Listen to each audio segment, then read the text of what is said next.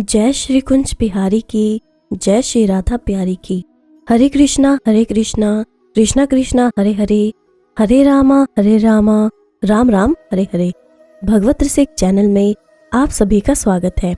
हरि के प्यारे भक्तों, आज हम जानेंगे कि हनुमान जी को हजारों सालों तक अमर रहने का वरदान क्यों मिला।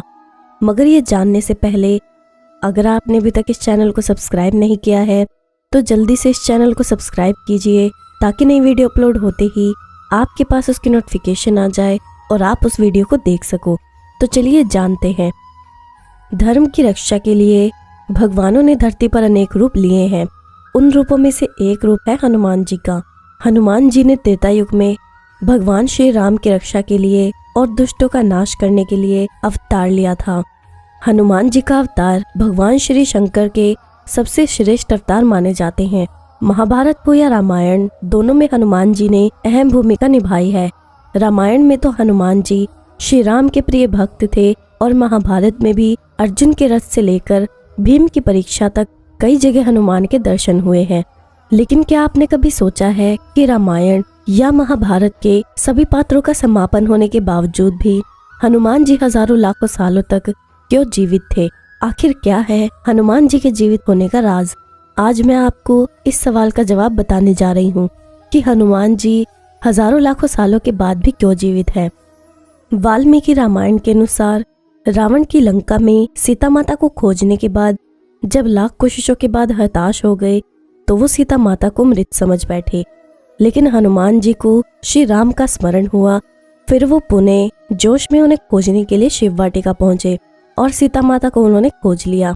इससे प्रसन्न होकर सीता माता ने हनुमान को अमरता का वरदान दिया। इसलिए हनुमान जी भगवान श्री राम के सभी भक्तों की रक्षा करते हैं। हनुमान चालीसा की एक चौपाई में लिखा है, अष्ट सिद्धि नौ निधि के दाता, असबर दीन जानकी माता। इसका अर्थ है कि आपको माता श्री जानकी से ऐसा वरदान मिला हुआ है जिससे आप किसी को भी 8 सिद्धियां और 9 निधियां दे सकते हैं। पर हनुमान जी ने सीता माता को क्यों कहा अपना वरदान वापस लेने को? हनुमान जी ने कहा, हे माता, आपने मुझे अमरता का वरदान तो दे दिया, लेकिन मैं मेरे भगवान श्री राम के बिना धरती पर क्या करूंगा? तो आप अपना दिया हुआ वरदान वापस ले लीजिए। इस बात को लेकर हनुमान जी सीता माता के सामने जिद पर अड़ जाते हैं और उस दौरान सीता श्री राम का स्मरण करती और कुछ देर में वहां पर श्री राम प्रकट हो जाते हैं। तब श्री राम हनुमान जी को ये समझाते हैं कि देखो हनुमान, धरती पर आने वाला हर प्राणी, चाहे वो संत है या देवता, कोई भी अमर नहीं है। तुमको तो वरदान है हनुमान, एक समय ऐसा भी आएगा कि धरती पर कोई भी देवी या देवता नहीं रहेगा। तब धरती पर पापियों का नाश और राम के भक्तों का उद्धार तुम्हें ही करना पड़ेगा। इसलिए तुम्हें अमरता का वरदान दिया गया है। तब हनुमान जी अपने अमरता के वरदान को समझते हैं और श्री राम की आज्ञा समझकर आज भी धरती पर विराजमान है। जयपुर के पास हनुमान जी का मंदिर है, जहां हर साल मेला लगता है और मेले में जयपुर के आसपास के देहातों से भी बहुत लोग आते हैं। वहां मेले में हलवाइयों की दुकानें भी होती हैं। एक लोभी हलवाई के पास एक साधु बाबा आए। उन्होंने हलवाई के हाथ में चवन्नी रखी और कहा, पाव भर पेड़े दे दे। हलवाई ने कहा, महाराज, 4 आने में पाव भर पेड़े कैसे मिलेंगे? पाव भर पेड़े 12 आने में मिलेंगे, 4 आने में नहीं। साधु बोले, हमारे राम के पास तो चवन्नी ही है, भगवान तुम्हारा भला करेगा, दे दे पाव भर पेड़े। हलवाई ने कहा, महाराज, मुफ्त का माल खाना चाहते हो, बड़े आए हो, पेड़े खाने का शौक लगा है। साधु महाराज ने 2-3 बार कहा, किंतु हलवाई ना माना और उस चवन्नी को भी एक गड्ढे में फेंक दिया। साधु महाराज बोले, पेड़े नहीं देते हो तो मत दो, लेकिन चवन्नी तो वापस दे दो। हलवाई ने कहा, चवन्नी पड़ी है गड्ढे में, जाओ तुम भी गड्ढे में चले जाओ। साधु ने सोचा, अब तो हद ही हो गई। फिर कहा, तो क्या पेड़े भी नहीं दोगे और पैसे भी नहीं दोगे? तब हलवाई ने कहा, नहीं दूंगा, तुम्हारे बाप का माल है क्या? साधु तो ये सुनकर एक शिला पर जाकर बैठ गए। संकल्प में परिस्थितियों को बदलने की शक्ति होती है। जहाँ शुभ संकल्प होता है वहाँ कुदरत में चमत्कार भी घटने लगते हैं। रात्रि का समय होने लगा तो दुकानदार ने अपना गल्ला गिना। 490 रुपए थे। उन्हें थैली में बांधा और 500 पूरे करने की ताक में ग्राहकों को पटाने लगा। इतने में कहीं से 4 तगड़े बंदर आ गए। एक बंदर ने उठाई 490 वाली थैली और पेड़ पर चढ़ गया। दूसरे बंदर ने थाल झपटा। तीसरे बंदर ने कुछ पेड़े ले जाकर शिला पर बैठे हुए साधु की गोद में रख दिए और चौथा बंदर इधर से उधर कूदता हुआ शोर मचाने लगा। ये देखकर दुकानदार के कंठ में प्राण आ गए। उसने कई उपाय किए कि बंदर पैसे की थैली गिरा दे, जलेबी पकोड़े आदि का प्रलोभन दिखाया, किंतु वो बंदर भी साधारण बंदर नहीं थे। उसने थैली नहीं छोड़ी तो नहीं छोड़ी। आखिर किसी ने कहा कि जिस साधु का अपमान किया था उसी के पैर पकड़ो। हलवाई साधु के पास गया और पैरों में गिरता हुआ बोला, महाराज मुझसे गलती हो गई। संत तो दयालु होते हैं।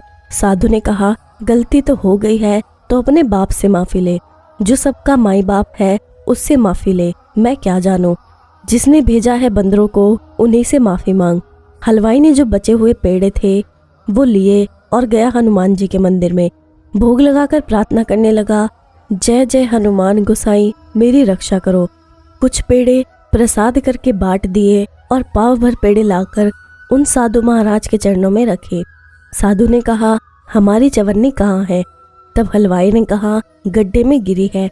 साधु बोले, मुझे बोलता था कि गड्ढे में गिरी है, अब तू ही गड्ढे में गिर और चवन्नी लाकर मुझे दे। हलवाई ने गड्ढे में से चवन्नी ढूंढकर धोकर चरणों में रखी। साधु ने हनुमान जी से प्रार्थना करते हुए कहा, प्रभु ये आपका ही बालक है, इस पर दया करो। देखते देखते बंदर ने रुपयों की थैली हलवाई के सामने फेंकी। लोगों ने पैसे इकट्ठे करके हलवाई को थमाए, पर वो बंदर कहाँ से आए थे और कहाँ गए ये पता न चल सका। अब मैं आपको एक कथा सुनाती हूँ। 4 साधु थे। वो शहर के पास एक जंगल में रहते थे और भगवान का भजन स्मरण करते थे।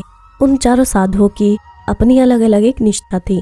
एक दिन वहाँ के राजा ने अपनी स्त्री से कहा कि हमें अपने लड़के को अच्छा संत बनाना है, फिर वो चाहे राज्य करे चाहे साधु बन जाए। रानी बोली कि महाराज, जो संत बनना चाहता है वही संत बन सकता है, दूसरे के बनाने से कैसे बन जाएगा? आपका और मेरा उद्योग थोड़ा ही काम करेगा। राजा ने कहा कि इसका एक उपाय है, वो है सत्संग।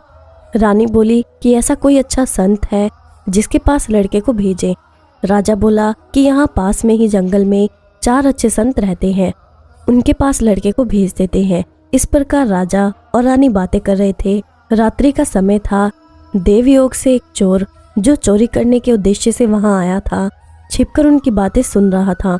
उस चोर के मन में आया कि चोरी करने से तो मैं फंस भी सकता हूँ, पर साधु बन जाऊं तो काम बन जाएगा, राजकुंवर आएगा और मेरा चेला बन जाएगा, फिर चोरी करने की क्या जरूरत है। चोर ने गेरुआ वस्त्र पहन लिए और जंगल में चला गया। उसके मन में आया कि कोई पूछेगा तो मैं क्या उपदेश दूंगा। ऐसा सोचकर वो 4 संतों में से पहले संत के पास गया और पूछा कि महाराज कल्याण कैसे हो? संत ने कहा, भाई किसी का जी मत दुखाओ, किसी को दुख मत दो, दिल किसी का मत दुखा, ये दिल खुद का नूर है। चोर बोला, और महाराज? संत बोले, और की जरूरत नहीं, इसे एक बात से ही काम बन जाएगा। चोर दूसरे संत के पास पहुंचा और बोला कि महाराज मैं कल्याण चाहता हूँ, कोई उपाय बताओ। संत बोले, कभी किंचित मात्र भी झूठ नहीं बोलना, सदा सत्य ही बोलना, चाहे गला क्यों ना कट जाए। जैसा देखा, जैसा सुना और जैसा समझा, एक वैसे का वैसा कह देना। सांच बराबर तप नहीं, झूठ बराबर पाप, जाके हृदय सांच है ताके हृदय आप। चोर बोला, और कोई बात? संत बोले, और की जरूरत नहीं है। अब वो चोर तीसरे संत के पास गया और बोला कि महाराज मेरा कल्याण कैसे हो? संत बोले, सीधी सादी बात है, रात दिन राम राम करो, जुगती बताओ जाल की, राम मिलन की बात, मिल जासियो माल जी, राम रटो दिन रात। चोर बोला, और कोई उपाय? संत बोले, और उपाय की जरूरत नहीं है। अब वो चौथे संत के पास पहुंचा और बोला कि महाराज कल्याण कैसे हो? संत बोले, भाई एक भगवान की शरण हो जाओ, मन में ये बात अटल रहे कि मैं तो केवल भगवान का हूँ। जैसे विवाह होने के बाद लड़की के मन में ये बात दृढ़ हो जाती है कि मैं कुंवारी नहीं हूँ, मेरा विवाह हो गया है, ऐसे ही मन में ये बात दृढ़ हो जाए कि मैं भगवान का हो गया हूँ, अब मैं और किसी का नहीं हो सकता, मेरे तो गिरधर गोपाल, दूसरों ना कोई। चोर बोला, और कोई बात? संत बोले, और की जरूरत नहीं, इतना ही काम है। चोर ने चारों संतों से 4 बातें सीख ली और आगे जाकर बैठ गया। अब राजा आया, वो चारों संतों के पास गया, चारों ने एक एक बात कह दी। राजा ने देखा कि आगे 5वां साधु भी बैठा है। राजा उसके पास भी गया और प्रार्थना की कि महाराज कृपा करके कल्याण की बात बताएं। वो साधु वेशधारी चोर चुपचाप ध्यान में बैठा रहा, कुछ बोला नहीं। राजा ने ज्यादा प्रार्थना की तो वो बोला, मैं जैसा बताऊंगा वैसा करोगे? राजा ने कहा कि हाँ महाराज, वैसा ही करूंगा। वो बोला, किसी का जी मत दुखाओ। राजा बोला, और कोई बात? वो बोला, सदा सत्य बोलो। राजा बोला, दूसरी कोई बात? वो बोला, भगवान के नाम का जाप करो। राजा बोला, और कुछ बताइए? वो बोला, भगवान के शरण हो जाओ। राजा बोला, महाराज और कोई बात? वो बोला, संत जैसा कहें वैसा कर दो। राजा ने मन में विचार किया कि ये संत ज्यादा ऊंचा है। अन्य संतों ने एक एक बात बताई, पर इन्होंने 5 बातें कह दी। राजा बड़े सरल स्वभाव का था, उसको मालूम नहीं था कि संत की पहचान इस तरह नहीं होती। राजा लौटकर महल में आ गया। रात होने पर वो चोर फिर छिपकर महल में आया। जब राजा रानी के पास गया तब वो चोर दरवाजे के पीछे छिपकर उनकी बातें सुनने लगा। रानी ने पूछा कि क्या बात हुई? राजा ने कहा कि मैं जंगल में संतों के दर्शन करके आया हूँ। मैं तो 4 ही संत समझता था, पर वहाँ 5 संत बैठे थे। रानी बोली, वहाँ जाकर आपने क्या कहा? राजा बोला, मैंने भगवत प्राप्ति की बात पूछी तो उनमें से एक संत ने कहा कि किसी का जी मत दुखाओ। दूसरे ने कहा कि सदा सत्य बोलो। तीसरे ने कहा कि नाम जाप करो। चौथे ने कहा कि भगवान की शरण हो जाओ। परंतु 5वें संत ने उन चारों संतों की 4 बातें भी बताई और साथ में 5वीं बात ये भी बताई कि संत की आज्ञा का पालन करो। राजा और रानी दोनों सच्चे और सरल स्वभाव के थे। उन्होंने विचार किया कि वो 5वां संत ठीक है, अपने लड़के को उसी के पास भेजो। उनकी बातों का चोर पर बड़ा असर पड़ा कि अरे, मैंने तो नकली बात कही। उस पर भी राजा ने श्रद्धा कर ली। अगर सच्ची बात कहूँ तो कितनी मौज हो जाए।